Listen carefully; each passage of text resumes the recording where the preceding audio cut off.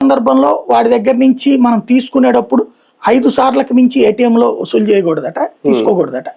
ఏటీఎంలో ఇచ్చేటప్పుడు లిమిట్ పెడతాడు, 5,000, 10,000, 20,000 పెడతాడు.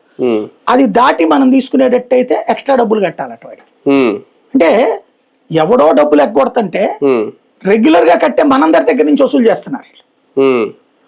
ఇవి కదా అడగాల్సింది నువ్వు.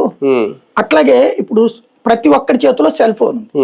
ఈ సెల్ ఫోన్ కంపెనీల యొక్క బిల్లు మీద నియంత్రణ ఎవరికి? ఇప్పుడు మొదటి ఏడాది 999 రూపాయలు ఇచ్చాడు జియో, ఇవాళ 4,999 రూపాయలు అదే ప్యాకేజ్. ఈ 5 ఏళ్లలో ఏడాదికి 1000 చొప్పున ఆడు పెంచుకెళ్ళిపోతున్నాడు తెలివిగా. ఏడాదికి 1000 చొప్పున ఎవడు నియంత్రించాలి? అది వాడు కొత్తగా పోనీ ఏమన్నా గవర్నమెంట్ కి ఎక్స్ట్రా డబ్బులు కడుతున్నాడా సెల్ ఫోన్ల నుంచి? లేదు కదా. జియో అయినా ఎయిర్టెల్ అయినా ఏడాదికి 1000 పెంచేస్తున్నారు తెలివిగా.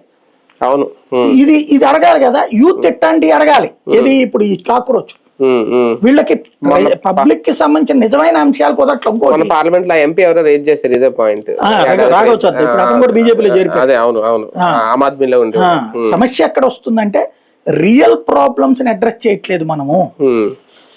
అప్పుడు కాక్రోచ్లకి అంటే ఇవాళ ఉన్న యంగ్స్టర్ జెన్జీ యూత్ చేతిలో ఉండేది ఒక సెల్ ఫోన్, ఒక ల్యాప్టాప్, ఓ బ్యాంక్ అకౌంట్, ఓ డెబిట్ కార్డు, ఒక క్రెడిట్ కార్డు.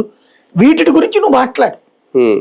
వాడి ఉద్యోగం, వాడి ఫ్యూచరు, ఏఐ, ఇవి మాట్లాడు. వీటిట్లో ప్రభుత్వ పాత్రను